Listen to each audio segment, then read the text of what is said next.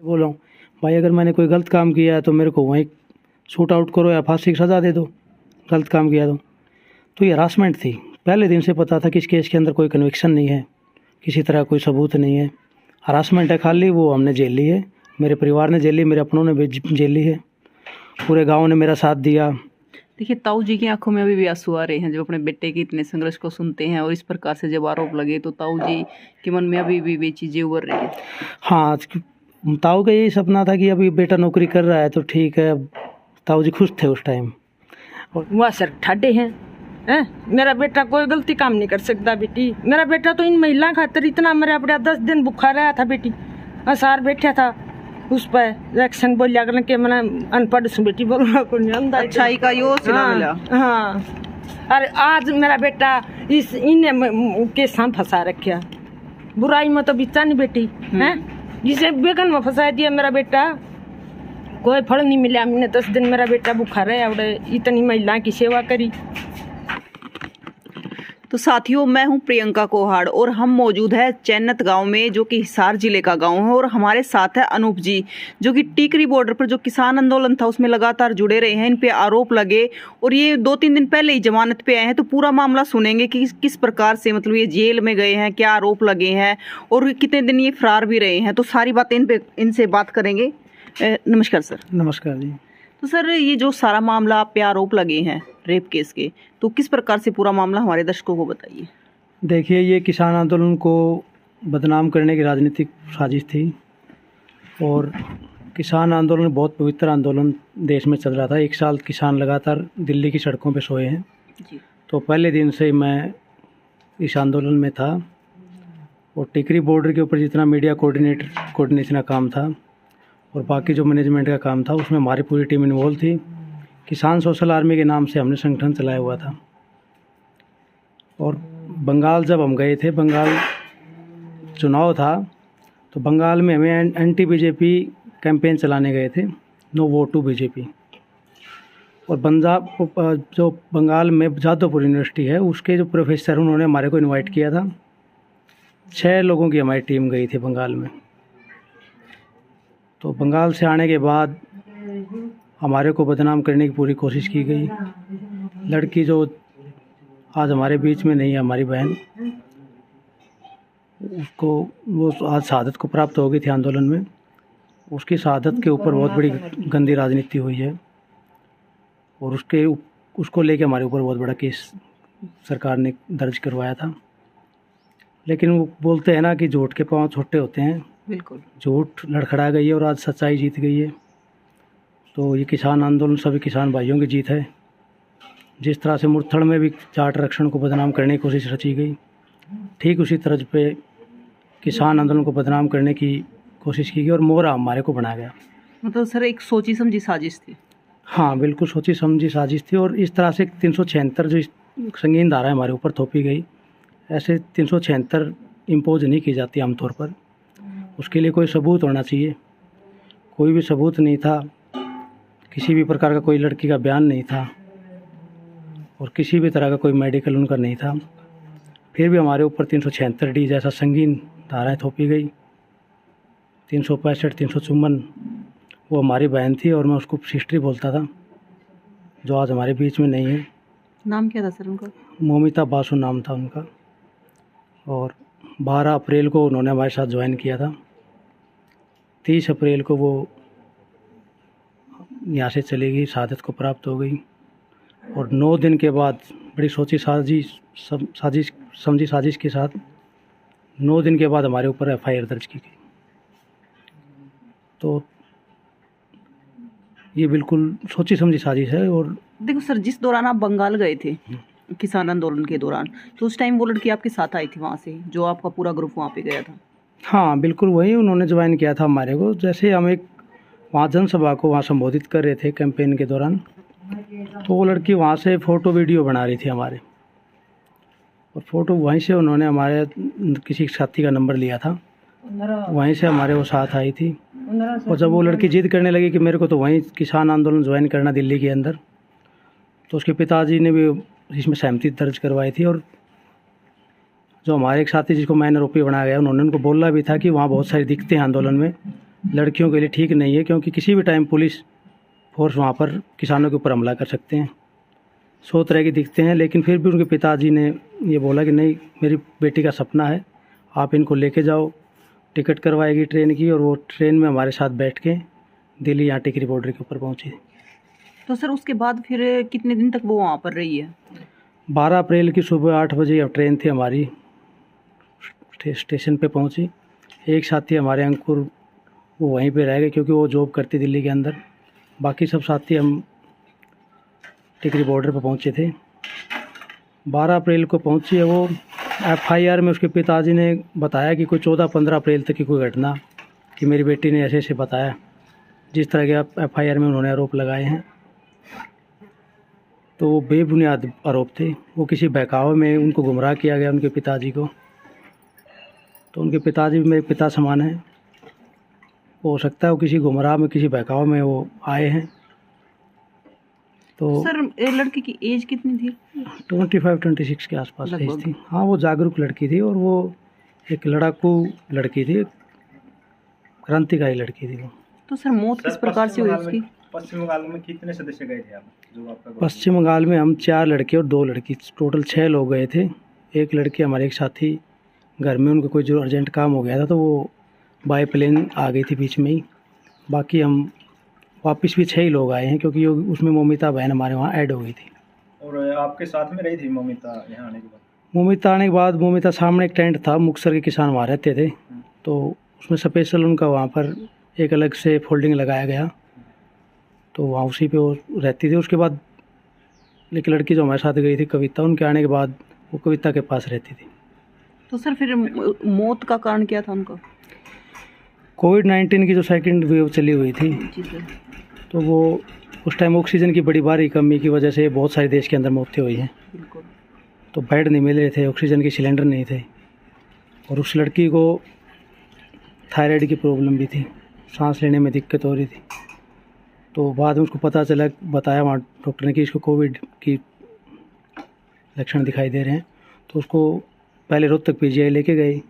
Rohtak PGI में जब वहाँ पर बेड नहीं थे, तो शिवम हॉस्पिटल में बेड मिला बड़ी मुश्किल से, और वहाँ पर लेकिन सिलेंडर ऑक्सीजन की कमी की वजह से और कोविड की वजह से वो लड़की हमारे बीच नहीं रही। पश्चिम बंगाल में कितने दिन रुके थे आप मोमिता के साथ में, जो आपका ग्रुप था?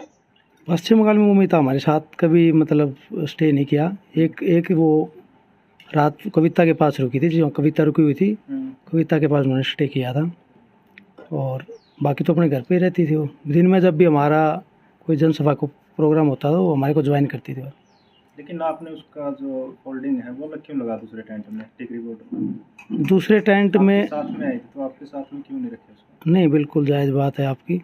सामने वाले टेंट में पश्चिम बंगाल में जो हमारे साथ साथी गए थे, जगदीश बराड़, वो रहते थे वहाँ भी। तो सामने वाले में हमारे वाले में कोई खास फर्क नहीं था, हमारा भाईचारे का तो वो चला हुआ था, सब एक ही जगह खाना खाते थे। तो सामने वाले में लगा, क्योंकि हमारे जो उसमें रहते झोपड़ी में, वहाँ अब हुक्का भी था, तरह तरह के लोग, पंजाब के लोग हुक्का पीते नहीं है, तो भी एक कारण था। वो लड़की को सांस लेने में दिक्कत होती थी, तो इसलिए उस टेंट में जहाँ पर नहीं, उस टाइम पंजाब की कोई महिला उस टेंट में नहीं थी। और लड़की इस बात को लेकर जिद्दी थी कि मैं रहूँगी तो यहीं सामने वाले यहीं रहूँगी मैं। लड़की और बाकी जो लेडी जहाँ रहती थी उस आंदोलन के दौरान, वहाँ उन्होंने जाने से मना कर दिया था। कितने दिन से रह रही थी आपके साथ में मोमिता टिकरी बॉर्डर? 12 अप्रैल को आई थी, तो करीबन 17-18 तारीख तक हमारे वहाँ सामने वाले टेंट में रही है। उसके बाद कविता घर से आ गई थी, और कविता के पास फिर वो कविता के पास चली गई थी। कविता का टेंट थोड़ा सा आगे था, जहाँ से एक कट बनता है, ये बहादुरगढ़ का बाईपास शुरू होता है ना, यहाँ पे कविता का टेंट था, और फिर उसके बाद कविता के टेंट में रही है वो। जो ये आरोप लगे हैं आप पर, गंभीर आरोप है, कितने लोगों पर लग रहे हैं? और इसमें महिलाएं भी? ये तो टोटल 6 लोगों को इन्वॉल्व किया गया, जो लोग बंगाल गए थे। तो उसमें लड़कियों को भी टारगेट किया? हाँ, स्टार्टिंग में आप देखा होगा कि FIR में 6 नाम थे, और 6 में 2 लड़कियाँ और 4 लड़के। देश की जनता सोचने मजबूर हो गई थी कि लड़की भी 376 कर सकती है, तो इस टाइप से मतलब लोग क्वेश्चन कर रहे थे कि लड़की भी शामिल थी इसमें। उन लड़कियों को बेचारियों को बदनाम किया गया, उन्होंने इतनी हरासमेंट झेली है। और एक लड़की जो कविता, उन्होंने तो लड़की की बहुत सेवा की, जब बीमार हो गई थी वो, तो कविता के पास ही रहती थी वो, कविता ने बहुत देखभाल की उसकी। तो सर जिस दौरान वो बीमार थी मोमिता, तो उनकी फैमिली से भी कोई सदस्य वहाँ पर मौजूद था? नहीं, उसके पिताजी को बोल दिया था हमने, करीबन ये 18-19 तारीख की बात है। उनके पिताजी को लगातार संपर्क में रहे उनके पिताजी, तो उनके पिताजी की बहुत सारी रिकॉर्डिंग हैं जिनमें वो बोल रहे हैं कि मेरी बेटी अगर बीमार है तो आप इनकी टिकट करा दो ट्रेन की और ये वापस आ जाएगी। उन्होंने साफ मना कर दिया था वो यहाँ आने से। जब हमने बोला कि आपकी लड़की जिद कर रही वापस नहीं जा रही तो आप ही आ जाओ कम से कम, लेकिन उन्होंने मना कर दिया, मैं नहीं आ रहा। जब बाद में ज़्यादा सीरियस हो गई, 29 अप्रैल की बात है, तो फिर उनको साफ साफ बोल दिया कि आपकी लड़की बहुत ज़्यादा सीरियस है। तब जाके 29 अप्रैल को वो यहाँ आए थे, अपनी बेटी से बात की। उस टाइम वो ठीक ठाक थी। अब पता नहीं 30 तारीख को सुबह खबर मिली कि वो इस दुनिया में नहीं रही। तो सर उसके दौरान मतलब आप बता रहे हो दाह संस्कार के 9 दिन बाद FIR दर्ज करवाई गई है, तो उससे पहले दिमाग में ये चीज़ें नहीं आई कि FIR उसके पिताजी के? अब पता नहीं, उसके पिताजी ने वहाँ उस टाइम डेड बॉडी ली है तो उस टाइम यही बोला था कि मेरी बेटी शहीद हुई है और मेरे को इस बारे में कुछ किसी के खिलाफ़ कुछ नहीं बोलना। और डेड बॉडी उन्होंने, हालांकि कोविड प्रोटोकॉल यही कहता है कि डेड बॉडी परिवार को नहीं मिलती। बिल्कुल। तो अब कोविड प्रोटोकॉल ये भी बोलता है कि किसी भी आदमी की उस जहाँ पे लड़की दाखिल है को उसमें किसी का भी जाना संभव नहीं होता। बिल्कुल। उसके पिताजी ने FIR में लिखा कि मेरे बेटी बात हुई है, मैं वहाँ था। हालांकि जब ये इस बात जज के सामने आई, गवाही की बात हुई, तो जज साहब ने भी डॉक्टर साहब की गवाही के दौरान पूछा था कि क्या आपके हॉस्पिटल में कोई भी कोविड उसमें जा सकता है रूम में, तो उन्होंने साफ मना कर दिया कि मेरे जो हॉस्पिटल में किसी भी तरह की कोई एंट्री नहीं थी। डॉक्टर साहब ने भी ये बोला कि कोविड-19 की वजह से ये लड़की चली गई थी।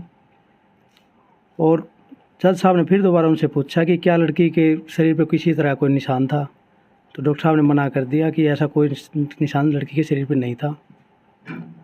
और जज साहब ने फिर पूछा कि आपको कुछ लड़की ने बताया, आप डॉक्टर हैं, कि लड़की के साथ कुछ गलत हो सकता है, आपको बताया हो, तो डॉक्टर साहब ने मना कर दिया कि मेरे को कुछ भी लड़की ने नहीं बोला किसी भी के बारे में, ना कोई गलत काम के बारे में कुछ भी नहीं बताया।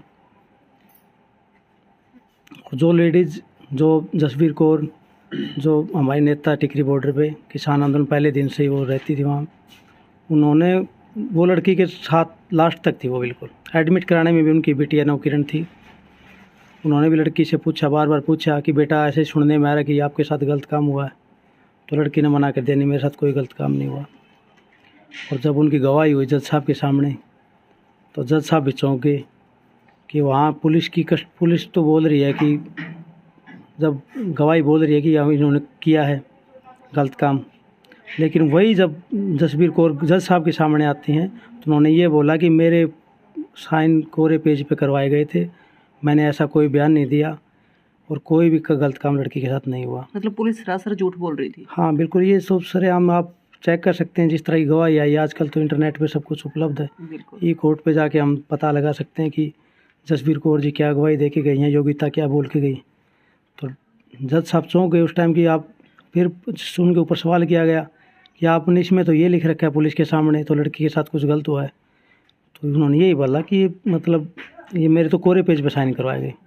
ये सरासरी प्रशासन ने हमारे साथ ज्यादती की, जानबूझ के हमारे को बदनाम करने के लिए इतने बड़ी धाराओं के तहत केस ठोका गया हमारे ऊपर।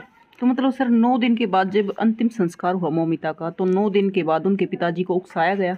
देखिए वो 30 तारीख को ही मतलब अंतिम संस्कार तो हो गया था।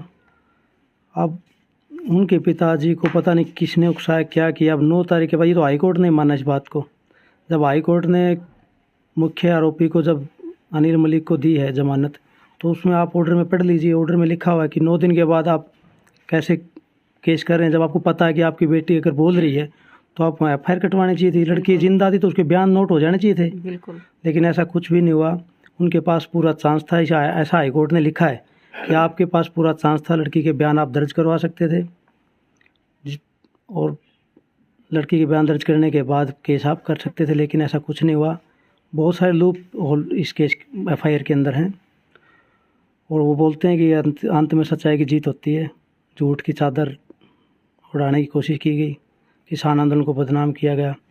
चलो कोई बात नहीं, हम तो सज़ा काट के जितना भी मतलब किसी की 6 साढ़े 6 महीने की कस्टडी थी और पिछले 2.25 साल से हरासमेंट हम झेल रहे, मेरा पूरा परिवार। और हम जितने 6 लोग थे हरासमेंट तो सबको हुई है। जो 2 लड़कियां थी उनका भी क्या कसूर था, वो उनको पूरा बदनाम हुई है। योगिता का पूरा फैमिली उनकी डिस्टर्ब हुई, फैमिली सबकी फैमिली में मतलब एक तरह की डिस्टर्बेंस बनी। और वो गवाह उनको बाद में बनाया गया लड़कियों को। और 4 जो हम लोग बच गए, 4 में से एक जगदीश बराड़ जो पंजाब से थे, उनको हाई कोर्ट ने बार की बार अग्रिम जमानत दे दी थी, क्योंकि FIR में कोई उनका खास रोल नहीं दिखाया गया था। और अंकुर सांगवान जो हमारे साथ थे, जिनके ऊपर 354 थोपे गए, 376 उनके ऊपर, उन्होंने तो लड़की से मुलाकात भी नहीं की, कभी मिले ही नहीं। तो बंगाल आने के बाद मुलाकात भी नहीं हो पाई उस लड़के की, तो उनको भी जानबूझ के घसीटा गया। तो 6 लोग उन्हीं लोगों को टारगेट किया गया जो बंगाल गए थे। मतलब ये अब झोपड़ी में तो बहुत सारे लोग थे, बिल्कुल, उन और लोगों के नाम क्यों नहीं लिए? और वो जब बीमार चले थे, आपने छोड़ने की कोशिश नहीं की? उनके पिताजी से लगातार यही संपर्क किया, आपकी लड़की बीमार हो रखी है, आप आओ मिलने के लिए, लेकिन उसके पिताजी कभी नहीं आए। ये तो बहुत सारी रिकॉर्डिंग हमारे पास। लेकिन लास्ट में जब ये हो गया कि हाँ लड़की बिल्कुल बीमार, लड़की खुद भी बोल रही है कि मैं हिम्मत नहीं अब मेरी, तब जाके उनके पिताजी आए। अब कोई भी दुनिया में ऐसा पिताजी नहीं होगा, अगर कोई लड़की अपने पिताजी को अगर ये बोलेगी कि मेरे साथ गलत हुआ है, तो वो वहीं से FIR कटवाएगा। और वही उसके पिताजी जो मुख्य आरोपी जिनका नाम ले रही है लड़की, ये केस में बोल रहे हैं FIR में, उनके पिताजी आराम से बात कर रहे हैं उनके साथ। तो अभी केस का क्या स्टेटस है? केस का स्टेटस यही है कि केस में अब कुछ नहीं है, गवाहियाँ हो चुकी हैं लगभग, और कोई भी सबूत पेश नहीं कर पाई IO, जो केस के IO थे, अभी तक जज साहब के सामने कोर्ट में कोई भी ऐसा सबूत पेश नहीं कर पाए। इसलिए तो हमारे को जमानत पे छोड़ा गया। हाई कोर्ट ने अपने आदेश में लिखा है कि अगर कोई सबूत आप लोगों के पास नहीं है, 9 दिन के बाद आप FIR करवाते हो, कोई हमारा क्रिमिनल रिकॉर्ड नहीं है, तो जेल में हमारा क्या काम फिर? तो उन्होंने हमारे को रिहा किया है। जुडिशरी में हमारा पूरा विश्वास है, प्रशासन ने हमारे को पूरा बदनाम किया, लेकिन न्यायिक प्रणाली वो देर सवेर हमारे को ज़रूर न्याय देगी और सच्चाई के अंत में जीत होगी।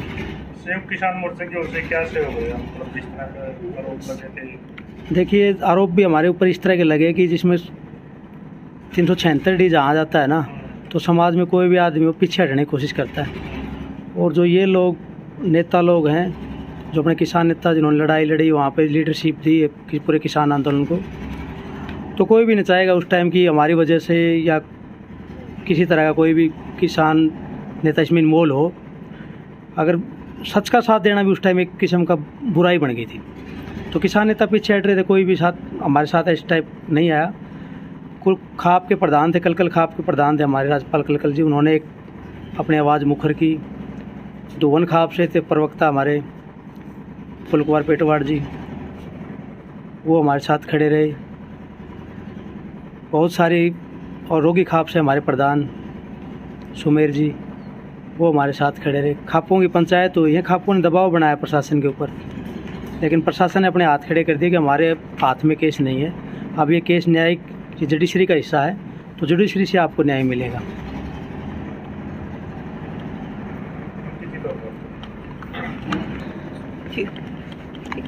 हमारे साथ है। नमस्कार ताई। नमस्कार बेटी। तो ताई देखो, अनूप के ऊपर आरोप लगे थे और लगातार केस भी चला, उसके बाद जेल में भी रहे हैं और अभी जमानत पे आए, तो क्या कहना चाहते हो? के चाहूँ बेटी, मेरा बेटा तो 10 दिन तो भूखा बैठा रहा था सर, इन महिलाएं खातर। छोटी छोटी लड़कियां नहीं करते हैं, गलती सलती बोलते हैं रोर ठान खातर। मेरा बेटा तो इतना अच्छा बेटा है, किसी का भगवान सब न दे वैसे से बच्चे हैं। ये झूठे लायक रे बेटी, जिसका बेटा बेटी गला गलती काम बन जा तो 10 दिन क्यों रुक जाएगा? नहीं रुक सकता। माँ जमन वाला हो, बाप हो, माँ हो, वो तो इसी टाइम आएगा बेटी हैं। मेरा बेटा इतना गलती, सारे बिल्कुल झूठे केस है मेरे बेटे ऊपर हैं। सरकार का दबाव बेटी, हम गरीब आदमी, हमारा कोई जुगाड़ को नहीं है। गरीब के बोला हीणे की भाभी, हीणे की लुगाई सबकी भाभी हैं। हम बेटी हीणे, हाँ वह सर ठाडे हैं। मेरा बेटा कोई गलती काम नहीं कर सकता बेटी। मेरा बेटा तो इन महिला खातर इतना मेरा बेटा 10 दिन भूखा रहा था बेटी, असार बैठा था उस पर इलेक्शन बोलिया करने के मैंने अनपढ़ सु बेटी बोलना को नहीं अंदा। अच्छाई का यो सिला मिला। हाँ, अरे आज मेरा बेटा इस इन्हें के साथ फंसा रखा, बुराई में तो बिचा नहीं बेटी हैं। जिसे बेगन में फंसा दिया मेरा बेटा, कोई फल नहीं मिला। हमने 10 दिन मेरा बेटा भूखा रहा और इतनी महिला की सेवा करी, ओड़ा लटकाए रैली में मेरे बेटा ने महिला खातिर। अब इतना ये झूठे वाला छोड़ो, बम ये लड़के हैं, छोटे बच्चे हैं के बस से बेटी करड़ाई लिख रखी इसका। सच्चाई एक दिन जरूर जीतेगी बेटी, बिल्कुल हैं इनको आगरा हाँ, जितनी कष्टी काटी है मेरे बेटे ने, सच्चाई तो एक दिन ऊपर आवेगी बिल्कुल ताई इनको आगरा झूठ के पैर को हाँ, झूठ के पैर का दिन चलेंगे बेटी हैं। देखो बेटी, तो अनूप जी एक बारी बताइए, मतलब क्या कहना चाहते हो आप इस बारे में हमारे दर्शकों को?